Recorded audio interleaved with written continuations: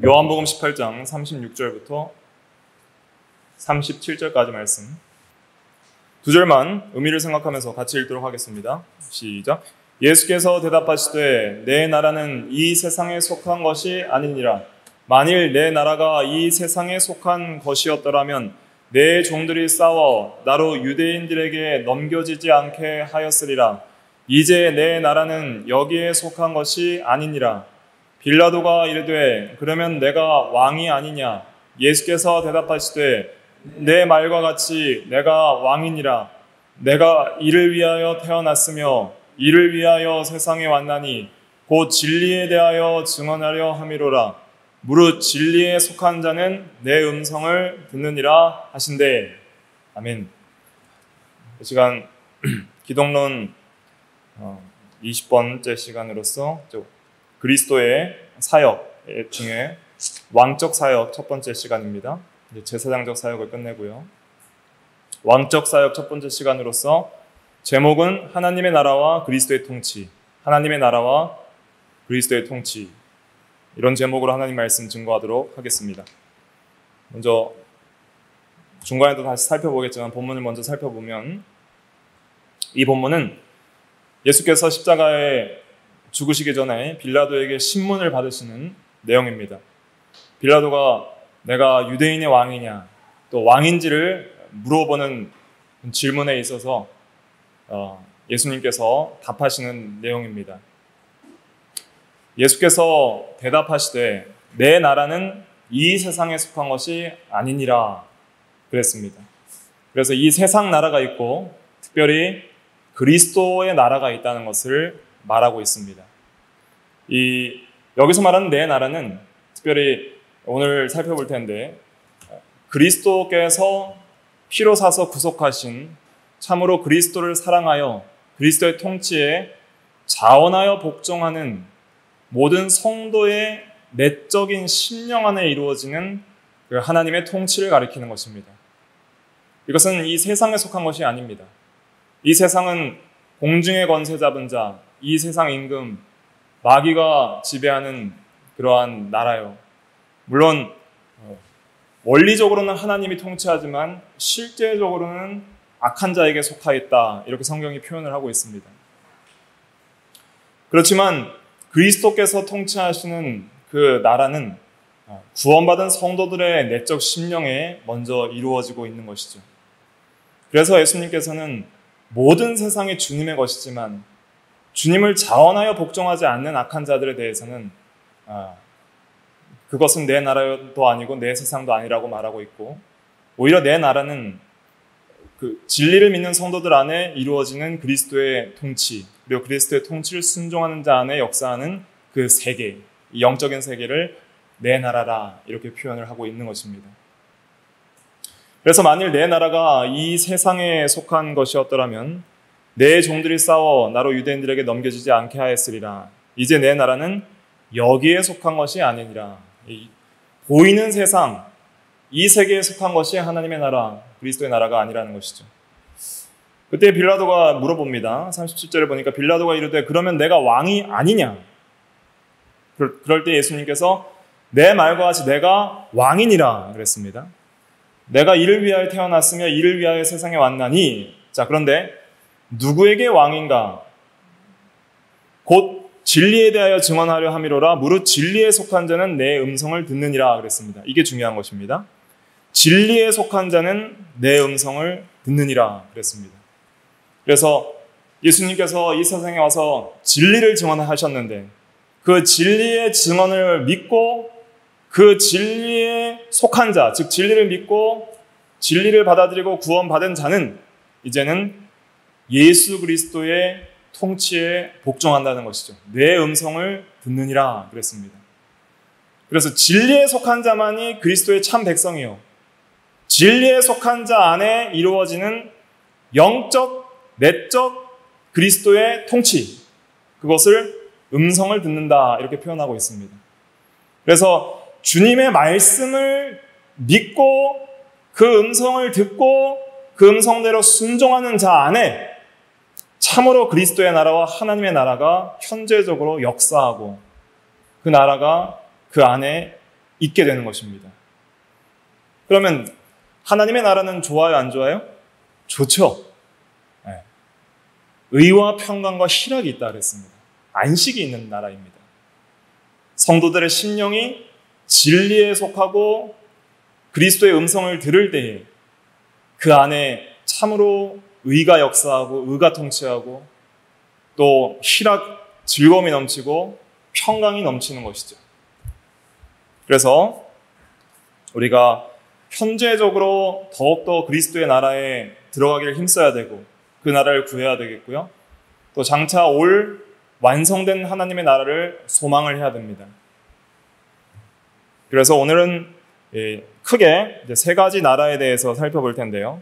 첫째는 능력의 나라, 그 다음 은혜의 나라, 영광의 나라라는 개념입니다. 그리스도의 나라, 하나님의 나라를 이제는 삼중적으로 살펴볼 수가 있어요. 하나님의 나라는 이제 그리스도의 나라라고도 할 수 있습니다. 오늘 이거 배우시는 내용들을 잘 숙지를 하시면 이제 하나님의 나라의 개념에 대해서 어느 정도 좀 틀이 잡히실 거라고 생각을 합니다.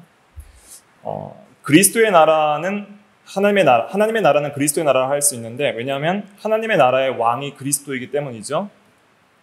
그래서 하나님의 나라를 그리스도의 나라라고 계시록 11장 15절은 표현을 하고 있습니다. 11장 15절 같이 읽어볼게요. 시작. 일곱째 천사가 나팔을 불매 하늘에 큰 음성이 나서 이르되 세상 나라가 우리 주와 그의 그리스도의 나라가 되어 그가 세세토록 왕노릇 하시리로다 하니. 네, 이제 마지막 주의 재림 이후에 이제 마지막 세상을 새롭게 하실 때 이 세상 나라가, 아까 읽은 요한복음에서는 이 세상 나라가 내 나라가 아니라 그랬잖아요. 그런데 이제 이 세상 나라와 영계와 물질계 전 우주가 이제 하나님의 나라가 되는 거예요. 하나님의 통치에 굴복하지 않는 악한 세력들은 전부 심판하고 또 모든 성도들은 온전히 통치에 굴복하도록 그렇게 하신다는 것이죠. 그래서 여기서 우리 주는 누구냐면 성부 하나님을 가리킵니다. 우리 주는 성부고요. 우리 주와 또 그의 그리스도니까 그리스도죠. 그리스도의 나라가 되어 그가 세세토록 왕노릇 하시리로다. 그러면 성부 하나님의 나라가 하나님의 나라고 또 하나님의 나라는 또 그리스도의 나라고, 그리스도의 나라의 왕은 누구예요? 그예요. 그러니까 그리스도가 왕노릇을 하시는 것입니다. 그래서 신학적으로 우리 개혁파 신학자들은 흔히 하나님의 나라 혹은 그리스도의 나라를 세 가지로 구별해서 설명을 합니다. 첫째로는 능력의 나라, 그 다음 두 번째 은혜의 나라, 세 번째 영광의 나라입니다. 그리스도의 나라는 하나이지만은 이 세 가지 관점에서 살펴보는 것이 신학적으로 우리가 이해하기 쉽기 때문에 이렇게 살펴보는 것입니다. 그래서 간단하게 설명드리면 능력의 나라라는 것은 무엇이냐면 하나님이 통치하지 않는 지역이나 세계는 존재해요, 안 해요? 안 해요. 모든 것을 하나님이 다스려서요. 자, 그러면은 지옥의 임금은 누구입니까? 지옥의 왕은 누구예요? 마귀예요, 하나님이에요? 하나님이에요. 지옥의 왕이 마귀라고 생각하시면 안 됩니다. 마귀와 그 악한 천사들도 지옥에서 형벌을 받는 거예요. 지옥의 주인과 왕은 하나님이고 천국의 주인과 왕도 하나님이고 온 세상의 모든 세계를 통치하시는 분은 원리적으로는 하나님이라는 관점에서 능력의 나라라는 표현을 쓰는 겁니다. 하나님께서 능력으로 다스리지 않는 세계는 없다. 가장 이제 넓은 의미로 쓰는 거예요. 그래서 모든 것을 하나님께서 작정하시고 섭리하신다고 하잖아요. 섭리하실 때 이 세계를 보존하시고 마귀나 천사들이나 우리 인간들이나 악한 자나 선한 자들이나 존재하고 기동하며 호흡하고 활동하는 모든 것이 하나님의 능력의 말씀으로 보존하시기 때문에 존재하고 살아가는 것이죠. 그러니까 하나님께서 모든 것을 원리적으로 통치하신다라는 그런 개념으로 우리가 하나님의 나라라는 표현을 쓸 때는 우리가 좀 신학적으로 구분을 해서 능력의 나라, 권능의 나라 이렇게 표현합니다. 하나님이 능력으로 다스리지 않는 세계는 없다 이런 표현이죠. 그런데 이 나라가 모든 것을 다스리지만은 사실은 하나님을 왕으로 알고 그 왕을 경외하고 왕의 통치에 자발적으로 무릎 꿇고 복종하는 사람들은 누구밖에 없어요? 성도밖에 없는 거예요. 마귀나 천사들이나 믿지 않는 자들은 하나님을 왕으로 인정하지도 않고 그 통치에 복종하지도 않기 때문에 자발적으로 하나님의 통치에 복종하는 그 나라가 또 따로 있는 거죠. 그게 예수님께서 말하는 내 나라는 이 세상에 속한 것이 아니다. 진리에 속한 자는 내 말을 듣는다 할 때 참 하나님의 백성, 참으로 하나님을 그리스도를 왕으로 섬겨서 그를 사랑하고 순종하는 그 백성들의 모임과 그 백성들 안에서 이루어지는 하나님의 통치. 그래서 여기서 나라라고 할 때는 항상 우리가 성경에서 나라라고 할 때는 어떤 장소적 개념이 아니라 역동적인 통치 개념으로 항상 이해를 하셔야 됩니다. 나라는 하나님이 통치하신다 이런 의미예요. 헬라어로는 바실레이아라고 하는데, 그래서 나라라는 표현보다는 왕국이라는 표현이 좀 더 통치에 가깝죠. 왕이 통치하는 그러한 의미를 담고 있으니까 왕국이 그리스도의 왕국이라 할 수 있겠습니다. 그래서 성도 안에 이루어지는 하나님의 은혜의 통치. 그런데 그 성도 안에 이루어지는 하나님의 은혜의 통치는 강압적이거나 폭력적인 것이 아니라 사랑과 긍휼과 은혜의 통치죠. 그래서 성도들은 또 자원하여 순종하는 복종이고요. 그래서 그것을 그 성도 안에 이루어지는 하나님의 나라를 이제 은혜 받은 자들에게 은혜로 통치하시는 나라 통치이기 때문에 은혜의 나라다 이렇게 표현합니다.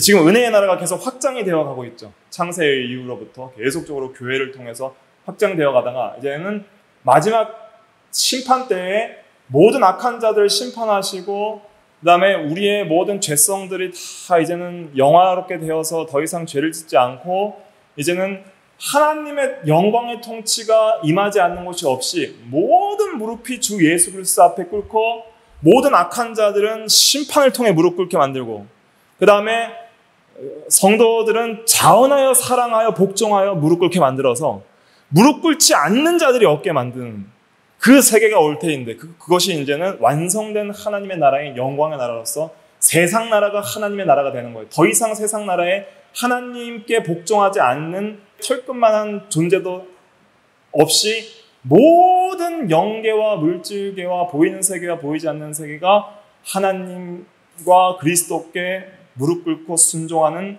그 때가 오는데 그것이 이제 하나님의 나라의 완성의 때이고 미래적 하나님의 나라인데 그때 가장 그 나라가 영광스럽게 될 것이요 그리스도의 실제적인 영광과 임재를 보게 될 것이기 때문에 영광의 나라라 이렇게 표현을 하는 것입니다. 그래서 이 영광의 나라에 들어갈 때에는 무릎 꿇지 않는 악한 자들은 철장으로 그 무릎을 부셔서 꿇게 만들 것이고 그래서 철장으로 질그릇 깨트리듯이 깨트린다 그랬잖아요. 그러니까 무릎을 깨트려서 무릎 꿇게 만드는 거예요. 마귀와 귀신들과 믿지 않는 악한 자들이 철장으로 그 하나님의 의와 능력의 통치 앞에 굴복하게 될 것이고 우리 성도들은 은혜로 하나님이 사랑하고 은혜를 주시니까 너무 감사해서 자원하여 무릎을 꿇게 될 것이고 그래서 모든 무릎이 그리스도의 이름 앞에 꿇게 되는 그 세계가 올 때인데 그때 이제 하나님의 나라는 완전해지는 것이죠. 더 이상 대적자가 없이 또 우리 안에도 더 이상 악한 그런 요소들이 없이 대적하는 마음이 없이 미래적인 하나님의 나라가 완성이 될 것인데 그것을 이제 영광의 나라라 이렇게 좀 신학적으로 구분해서 표현한다. 이 개념을 좀 이해하시면 성경을 보고 교리를 공부할 때 또 우리가 지금 이 세대를 살아갈 때 하나님의 나라를 어떤 관점에서 생각해야 되나 볼 때에 조금 이해하기가 쉬우실 것입니다. 그래서 이 은혜의 나라나 또 영광의 나라라는 그 개념을 소유리문답 102문답에서도 주기도문 해설에서 표현을 하고 있습니다. 웨스트민스터 소유리문답 102문 질문과 답을 한번 읽어볼까요? 시작. 주기도문의 두 번째 기원에서 우리는 무엇을 구해야 하는가? 답. 두 번째 기원, 즉 나라가 임하시오며란 구절에서 우리는 사단의 나라가 멸망하며 은혜의 나라가 확장되고 우리와 다른 사람들로 하여금 그곳에 들어가 보호를 받고 영광의 나라가 속히 오기를 기도하는 것이다. 예. 그래서 사단의 나라, 대적하는 이 세상 나라죠. 이 세상은 악한 자에게 속했다 그랬잖아요. 요한일서 5장에 보면은 19절에 온 세상은 악한 자 안에 처한 것이며 우리는 하나님께 속하고 그랬잖아요. 그래서 이 세상 나라는 아직 공중의 권세 잡은 자, 공중의 권세 잡은 자라는 그 에베소서 2장의 표현은 공중의 에어, 공기거든요. 그러니까 이 세상의 권세 잡은 자, 또 세상 임금이라는 표현도 쓰고 있고요. 요한복음에. 그래서 이 세상 임금, 또 세상의 권세 잡은 자는 지금 사단이다 이렇게 표현을 하고 있습니다. 그래서 하나님을 대적하는 사단과 그 사단에 속한 악한 무리들이 하나님을 대적하고 있기 때문에 그 자들 안에서는 하나님의 나라가 임하지 않고 있는 것이죠. 그러나 우리 성도들 안에서는 하나님의 나라가 은혜로 임하기 때문에 이 은혜의 나라가 확장되며 다른 사람들도 거기에 들어가서 보호를 받고 복음 전도를 통해서 보호를 받고 확장을 되어서 이제는 앞으로 올 그 완성된 영광의 나라가 오기를 속히 오기를 기도하는 것이 나라가 임하시오며라는 그러한 기도다 이렇게 해설을 하고 있습니다.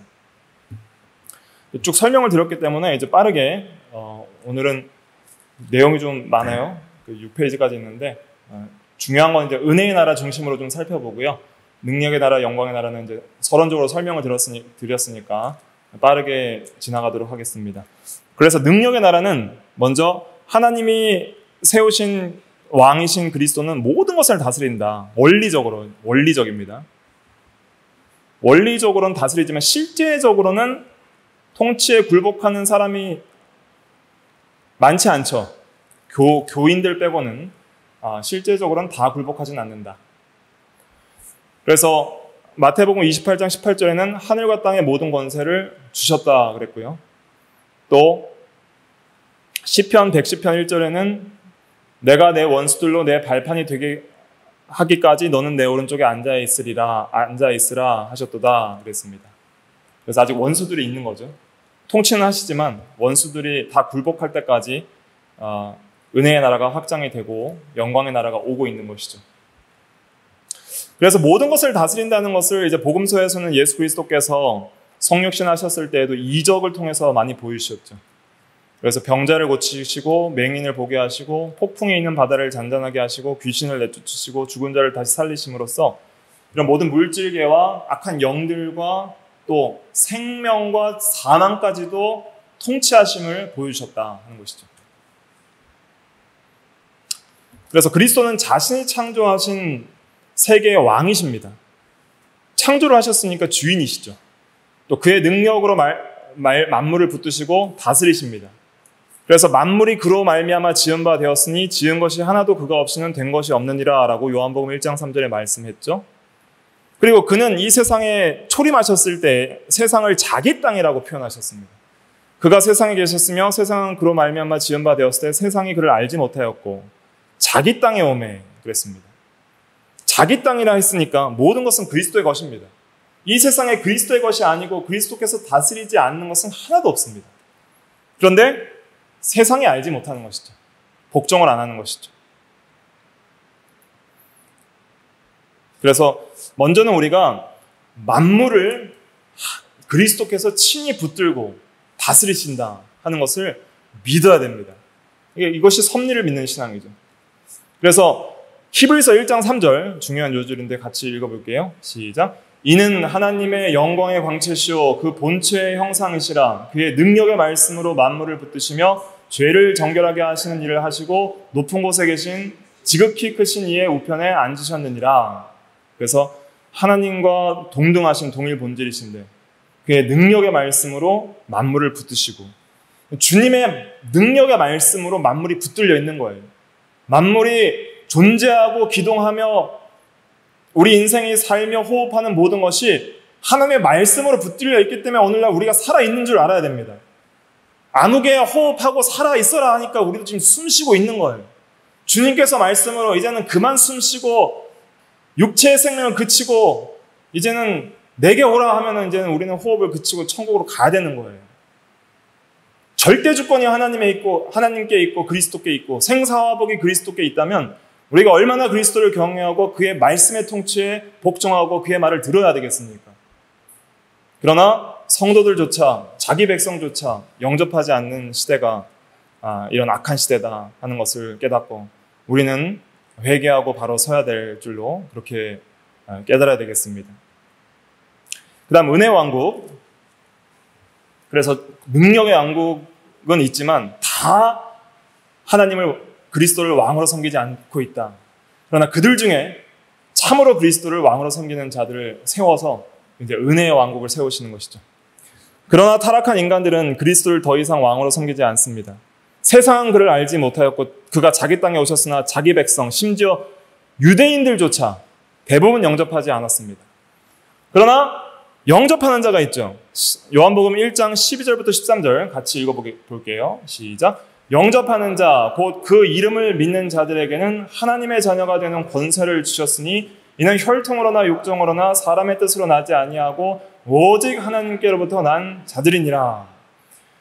자기 백성이 영접하지 않았으나 영접하는 자, 곧 그 이름을 믿는 자들에게는 하나님의 자녀가 되는 권세를 주셨으니 하나님께로부터 난 자들이 되는데 이 하나님의 자녀가 된 자들은 거듭난 자들입니다. 하나님께로부터 났으니까 이제 영적으로 거듭난 자들이 되는 거예요. 거듭난 자들이 되면 하나님의 나라에 들어가게 됩니다. 하나님의 나라의 상속자가 되는 것이죠. 그래서 그리스도를 믿는 자들은 하나님의 자녀가 될 뿐 아니라 거듭나서 하나님의 나라에 들어갑니다. 거듭나지 않으면 하나님의 나라를 볼 수 없다 그러시면서 물과 성령으로 나는 것이 거듭나는 것인데 물과 성령으로 나지 않으면 하나님의 나라에 들어갈 수 없느니라 그랬습니다. 요한복음 3장 5절에. 그렇기 때문에 물과 성령으로 거듭난 자들만이 들어갈 수 있는 곳이 은혜의 왕국이요 하나님의 나라입니다. 여기서 표현하는 하나님의 나라는 능력의 왕국이 아니라 은혜의 왕국을 가리키는 것이죠. 그럼 물과 성령은 무엇인가?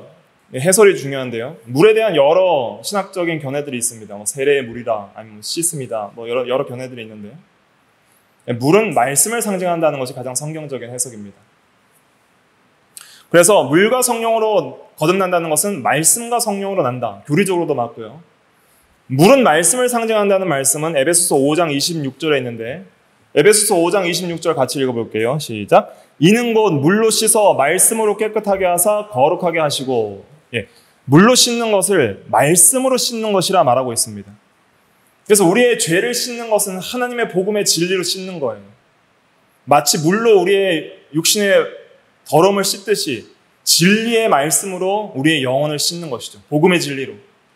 그래서 물은 특별히 복음 진리, 하나님의 말씀을 상징하는 것이고 성령께서 역사하셔서 진리로 우리의 죄를 씻고 우리의 영혼이 살아나게 하시는 거예요.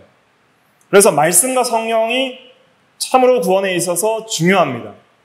말씀과 성령은 따로 역사하시는 것이 아니라 동시에 함께 역사하여 죽은 영혼을 살려내고 하나님을 향하여 살아있게 하는 것입니다. 거듭나는 것이 중요해요. 영적으로 죽은 자들은 하나님을 모르고 진리도 모릅니다.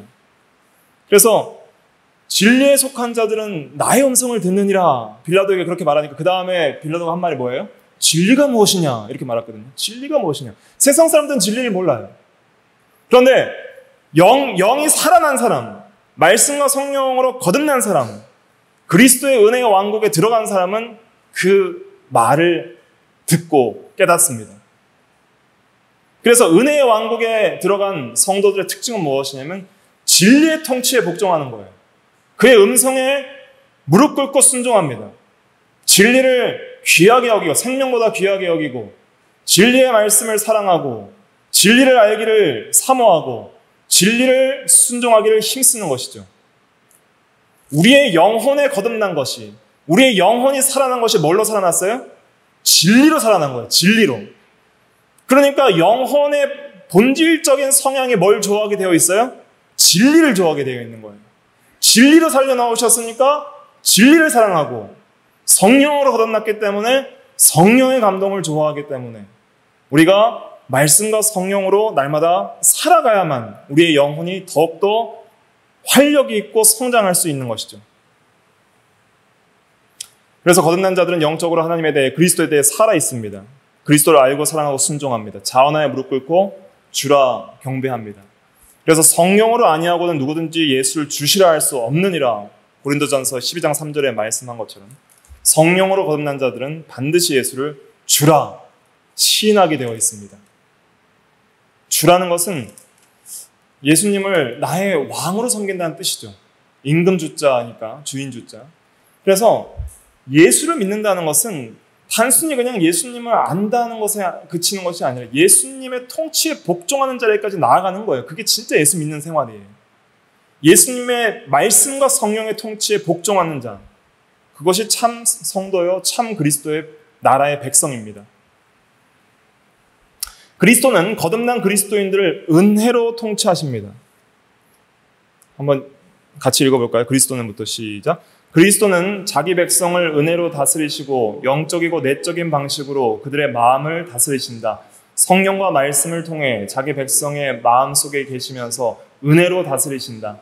그리고 거기에 반대하는 모든 죄와 사탄의 세력을 물리치시고 그리스도의 통치에 순종하는 성품을 만들어 가신다. 예.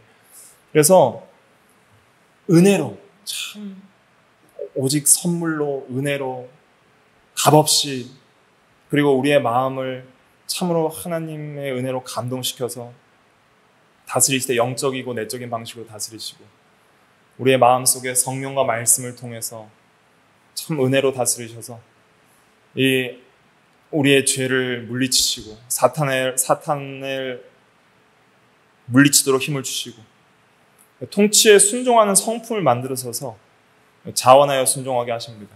특별히 성령을 통해 다스리시죠. 그래서 은혜의 왕국의 그리스도의 통치는 말씀과 성령으로 이루어집니다. 성령을 통해 다스린다 했을 때 갈라디아서 5장 16절 보면 성령을 따라 행하라 그랬고요. 또 로마서 14장 17절에는 오직 성령 안에 있는 것이 하나님의 나라라 그랬습니다. 또 성령은 진리의 영이기 때문에 반드시 진리와 함께 역사하십니다. 진리 빼고 성령만 주장하는 성령 운동은 신비주의로 가는 거예요. 근데 성령 빼놓고 진리만 주장하면은 이제는 잘못된 교조주의, 자유주의 신학, 메마른 신앙으로 가는 거예요. 사랑은 없고 영적인, 내적인 감화나 능력은 없이 밋밋한 그러한 껍데기만 가진 신앙으로 머물 수 있고 성령 운동만 주장하면은 교리를 떠나서 진리를 떠나서 잘못된 그런 신비주의 운동으로 갈 수가 있는 것입니다. 그러나 성령과 진리는 같이 역사한다.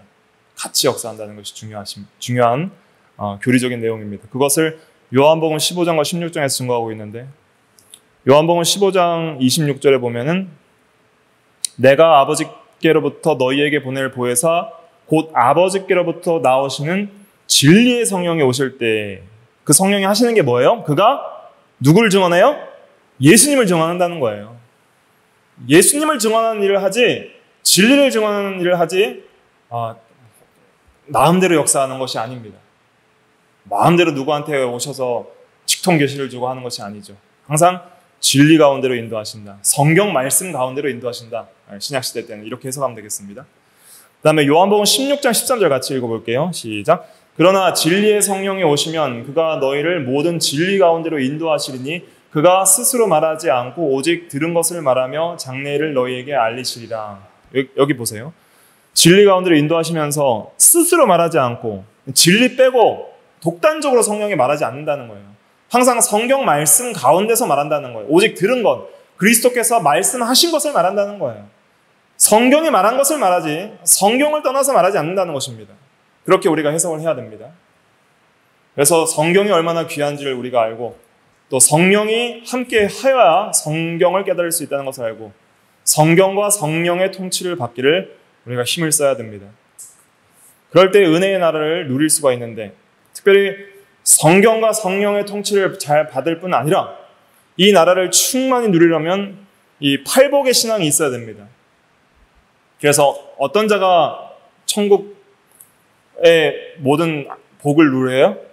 심령이 가난한 자, 애통한 자, 온유한 자, 의에 줄이고 목마른 자, 긍휼히 여기는 자, 마음이 청결한 자, 화평하게 하는 자, 의를 위하여 박해를 받는 자.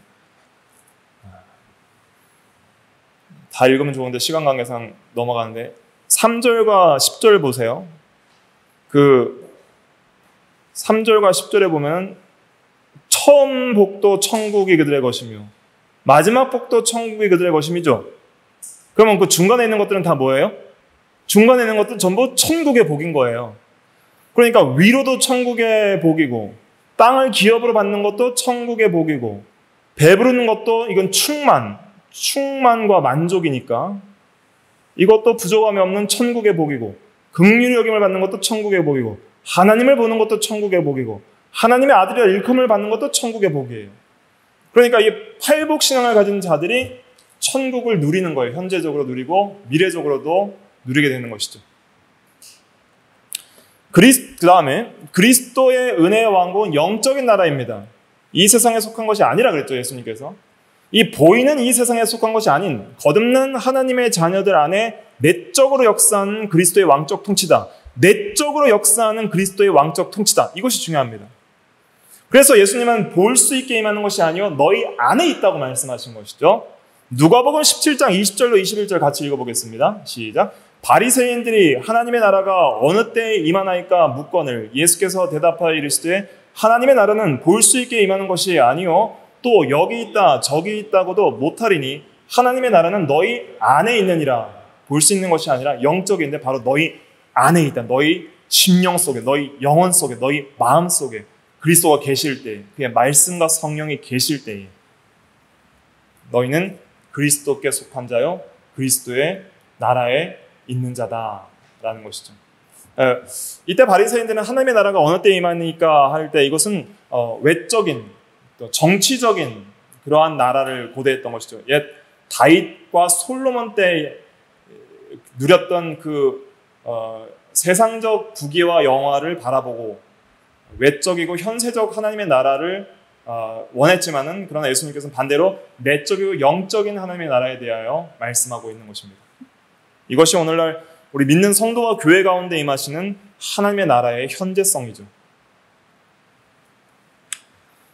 그래서 빌라도가 내가 왕이냐 물어보실 때 자신은 왕이지만 내 나라는 이 세상에 속한 것이 아니니라. 그러나 진리에 속한 자는 내 음성을 듣느니라 라고 말씀을 하신 것입니다. 아까 설명했으니까 넘어가겠습니다. 이 영적인 나라는 씨의 형태로 시작합니다. 아주 사소한 복음 같은, 정말 세상적으로 미련해 보이는 사소한 복음의 씨앗으로 시작해서 하나님의 말씀을 받는 자 안에서 역사하게 됩니다. 역사에서 그 말씀의 씨앗이 뿌려진 자 안에서 성장하고 확장되고 커지는 것이죠. 바울 한 사람이 교회를 핍박하던 자가 진리의 복음을 그리스도께 듣고 그 안에서 그 진리가 역사할 때 그를 통하여 많은 교회를 세우고 하나님의 나라를 확장시켰던 것이죠. 그 중에 하나가 데살로니가 교회잖아요. 거기서 복음을 전할 때 바울이 그들의 신앙을 이렇게 표현하고 있습니다. 데살로니가전서 2장 13절 같이 읽어볼게요. 시작. 이러므로 우리가 하나님께 끊임없이 감사함은 너희가 우리에게 들은 바 하나님의 말씀을 받을 때에 사람의 말로 받지 아니하고 하나님의 말씀으로 받음이니 진실로 그러하도다. 이 말씀이 또한 너희 믿는 자 가운데서 역사하느니라. 믿는 자 가운데서 역사하느니라. 말씀이 역사한다는 거예요. 이것이 하나님의 나라의 그 역사요, 통치요, 또 성장인 것입니다. 처음에는 작은 씨앗이 하나 뿌려졌어요. 천국 복음, 천국 말씀이 뿌려진 거죠. 어떤 데는 길가에 뿌려지고요, 돌밭에 뿌려질 때도 있고 가시밭에 뿌려질 때도 있어요. 누군가에게는 옥토와 같은 마음이 있는 자에게는 좋은 땅에 뿌려지는 것 같이 뿌려져서 하나님의 말씀을 받을 때 그 자를 통하여 헛되게 뿌려진 것 다 빼고도 그 자를 통하여 30배, 60배, 100배의 결실이 맺어지는 것이죠. 이것이 씨 뿌리는 비유의 천국 그 복음의 확장에 대한 그런 말씀인 것이죠. 넘어가겠습니다. 그 다음에 그리스도는 어떻게 또 다스리시냐면, 이제 그리스도는 왕이시고 그리스도는 입법자요 재판관이시기 때문에 법을 제정하시고 그 법대로 다스리십니다. 그래서 나라에는 당연히 법이 필요하죠. 그래서 그리스도는 자신의 율법을 주시는데 그냥 과거의 옛 언약 시대의 모세를 통해서 십계명 두 돌판처럼 이렇게 외적인 돌판에 새긴 말씀으로 주시는 그러한 방식이 아니라 오히려 자기 백성 안에 성령과 말씀을 통해서 그 마음에 새겨버리는 것이죠. 성령을 통해서 진리를 믿는 성도들, 자기 백성의 마음에 새겨서 그들로 하여금 그를 스스로 알게 하고 그들의 죄를 사하시고 자원하여 순종하게 하시는 것이죠. 그것이 이제 새 언약, 그리스도를 통한 새 언약에 대한 예언에 나와 있습니다. 옛 언약은 돌판으로 줬지만은 새 언약은 그냥 마음에 줘버리는 거예요. 그것이 그리스도를 통한 그러한 영적 통치의 중요한 그런 면입니다. 예레미야 31장 33절에 보면은 내가 나의 법을 그들의 속에 두며 그들의 마음에 기록하여 나는 그들의 하나님이 되고 그들은 내 백성이 될 것이라. 하나님의 법이 마음에 새겨진 자들만이 참으로 하나님의 백성이 되는 거예요. 그의 말씀의 통치에 자원하여 복종하기 때문이죠. 34절 같이 읽어볼게요. 예레미야 31장 34절 시작. 그들이 다시는 각기 이웃과 형제를 가리켜 이르기를 너는 여호와를 알라 하지 아니하리니 이는 작은 자로부터 큰 자까지 다 나를 알기 때문이라. 내가 그들의 악행을 사하고 다시는 그 죄를 기억하지 아니하리라. 여호와의 말씀이니라. 알라 할 필요 없이 이미 말씀과 성령으로 말씀이 신비에 새겨져 있기 때문에 스스로 알게 된다는 것이죠. 알고 사랑하고 순종하게 되는 것입니다. 고린도후서 3장 3절은 집에 가서 한번 읽어보시고요. 그래서 참으로 주님의 말씀이 마음에 새겨지고 그의 법이 새겨진 사람들은 이제는 기꺼이 순종하게 되어 있다. 그리스도의 통치에 기꺼이 순종하게 되어 있다. 이것을 시편 110편 3절 말씀을 통해 알 수 있습니다. 같이 읽어볼게요. 시작. 주의 권능의 날에 주의 백성이 거룩한 옷을 입고 즐거이 헌신하니 새벽 이슬 같은 주의 청년들이 주께 나오는도다. 즐거이 헌신하니 청년과 같은 강건한 신앙, 이 청년은 강한 신앙의 성도들을, 장성한 성도들을 가리키는 것이죠. 주께 자원하여 나온다 그랬습니다. 그래서 프라벨이라는 청교도는 뭐라고 말하냐면 같이 한번 읽어볼까요? 파란색 글씨 시작. 그리스도는 강요나 강제로서가 아니라 지극히 온유한 방식으로 다스리신다. 그의 법은 그들의 마음에 새겨진 사랑의 법이다. 그는 강제된 순종이 아니라 자원하는 순종을 기뻐하시기 때문이다. 그는 노예들이 아니라 하나님의 자녀들을 다스리신다. 자원하여 순종하시는 게 사랑으로 다스리신다는 것이죠. 그래서 우리가 이걸 알아야 됩니다. 전에는 우리가 죄와 사망의 종노릇했습니다. 우리의 왕은 마귀였고 죄였고 그리고 우리는 이 사망의 종노릇하는 사망의 종이었죠. 그러나 십자가 부활로 예수님께서 모든 원수를 이기시고 자기 백성을 그 피로 사셔서 구속하시고 친히 그들 가운데 말씀과 성령으로 다스리기 때문에 이제 우리는 의로 말미암아 왕노릇하는 자들이에요.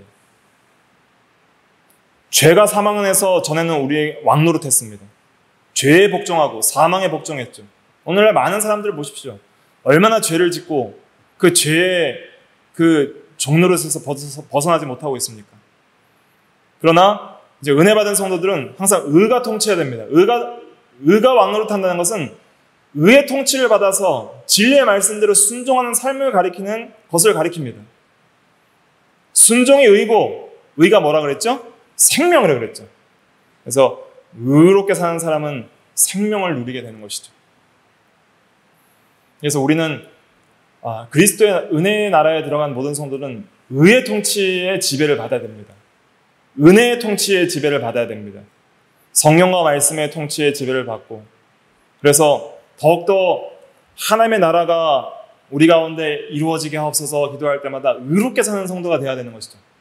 나라가 임하시오며 라고 기도하는 것은 이제는 그의 나라와 그의 의를 구하여서 하나님의 통치가 내 가운데 임하여 이제는 의의 통치를 받고 의의 지배를 받아서 의로운 삶을 사는 성도가 되게 해달라는 기도입니다. 그래서 로마서 14장 17절에는 하나님의 나라는 먹고 마시는 것이 아니라 오직 성령 안에 있는 의와 평강과 희락 세 가지잖아요. 의와 평강과 희락.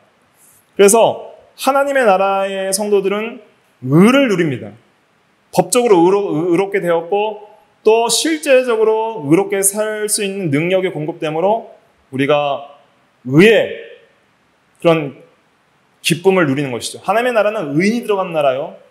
죄인이 함께할 수 없는 나라이기 때문에 우리가 법적으로 의롭게 된 자가 실제적으로 의롭게 살 때 하나님의 나라의 안식과 복을 더 충만하게 현재적으로 누려나갈 수 있다는 것을 기억해야 됩니다.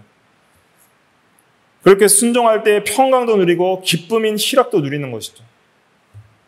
왜 성도가 힘이 없고 슬프고 그 마음의 평강이 없고 기쁨이 없냐면 하나님의 나라의 세계에 깊이 있게 참여하지 못하기 때문입니다. 영적으로 더 깊이 들어가야 됩니다. 신령한 세계에 더 깊이 들어가야 됩니다.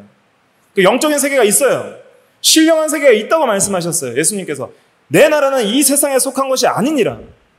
보이지 않고 너희 가운데 있느니라 그랬는데 우리는 계속 외적인 걸 추구하고 외적인 영광과 외적인 기쁨과 세속적이고 육적인 것을 너무나 많이 추구하기 때문에 주의 제자들처럼 아직 믿음이 없을 때 그들도 그런 걸 추구했잖아요. 마리아는 신령한 것을 추구해서 향유를 부어드리는데 주의 제자들은 왜 그런 걸 허비하느냐고. 그 신령한 세계의 하나님의 나라의 안식과 평강과 희락을 누리는 그 신자를 오히려 책망하는 그러한 죄를 범했던 것이죠.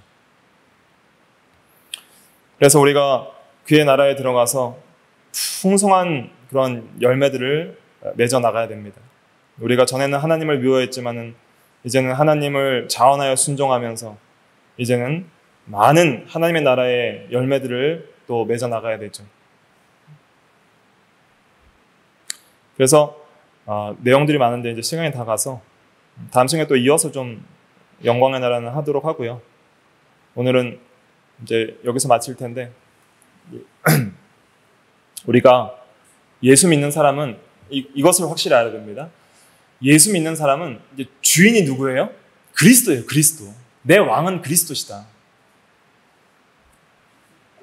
모든 자기 땅에 오면 자기 백성이 영접하지 않는데 영접하는 자를 만드시려고 이제는 하나님의 나라에 들어가게 하시려고 그리스도께서 죽었다가 살아나신 거예요.